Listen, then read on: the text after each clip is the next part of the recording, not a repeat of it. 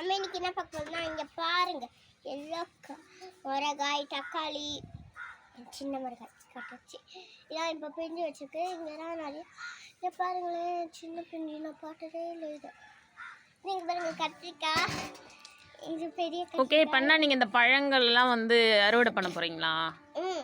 பண்ணுங்க. எல்லாத்தையும் கட் பண்ண போகிறோம். ஃபஸ்ட்டு சிசர் எடுத்துக்கலாம்.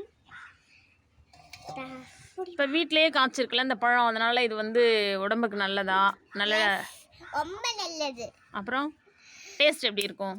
டேஸ்ட் சுவையோ சுவை. இதை கட் பண்ணிட்டா இந்த மாதிரி நம்ம வீட்டிலேயே வளர்க்குறது நல்லதா? நல்லது, குழந்தைங்களுக்கும் நல்லது, என் தம்பிக்கும் நல்லது முக்கியமாக. அப்புறம் சரி இப்போ பறிச்சிடலாமா? இதுங்க நான் எல்லாம் மிளகாயும் கட் பண்ணல. அப்போ எல்லாருமே இந்த மாதிரி செஞ்சாங்கன்னா நல்லது இல்லை?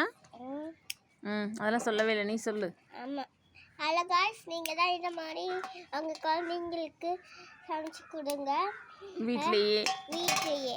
அம்மா என்ன செடி வளர்க்குறதுக்கு கற்றுக் கொடுக்கணும். இப்போ நீ தானே இப்போ இந்த செடியெல்லாம் வளர்த்துருக்கேன். நான் தான் கேட்டேன், நீங்கள் கூட கேட்கல. நான் காலி பக்கம் ஆயா கிட்ட கொஞ்சம் போட்டு வாங்கிட்டு வந்தேன். என்னத்த? இந்த மிளகாய் செடியும் தக்காளி செடியும். எங்கேருந்து வாங்கிட்டு வந்தீங்க? காரி பக்கம். செடியா வாங்கிட்டு வந்தீங்க அங்கேருந்து? ஆமாம், எங்கள் ஆயா கிட்ட சண்டை போட்டு வாங்கிட்டு வந்தேன். தக்காளி வரீங்க எல்லாத்தையும் வரீங்க.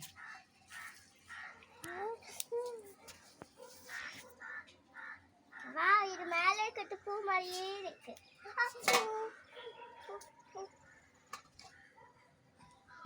இது கட் பண்ணிட்டேன். என்னாச்சு?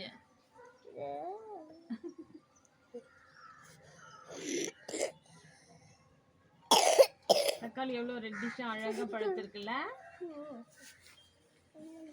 அது மட்டும் இல்லாமல் நம்ம இந்த வீட்டில் இந்த மாதிரி பழங்கள்லாம் காய்ச்சி அதை நம்ம வந்து பறிக்கும் போதே நமக்கு வந்து ரொம்ப ஹாப்பியாக இருக்கும்ல. வீட்டில் இந்த மாதிரி கையாலே ஓடிடா இசை, அது மாதிரி பண்ணாத. அதெல்லாம் வேணாம், இன்னும் செய்ய வேணாம். அந்த செடியில் இருக்கிற அதுக்கு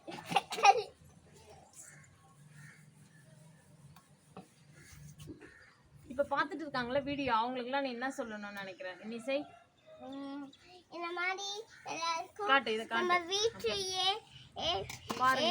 நீங்களும் உங்கள் வீட்டில் இந்த மாதிரி கார்டன் வளங்க. அப்புறம் நம்ம வீட்டில் இந்த மாதிரி தக்காளி மிளகாய் கத்திரிக்காய் இது எல்லாத்தையும் அவங்க குழந்தைங்களுக்கு சமைச்சு கொடுத்தீங்கன்னா உங்கள் பிள்ளைங்க ஆரோக்கியமாகவும் இருப்பாங்க. ஆரோக்கியமாகவும் இருப்பாங்க. நல்லா அது மட்டும் இல்லாமல் நமக்கு வந்து ரொம்ப ஹாப்பியாக இருக்கும். அவங்க நல்லா சுவைச்சு அந்த சாப்பாடை சாப்பிடுவாங்க.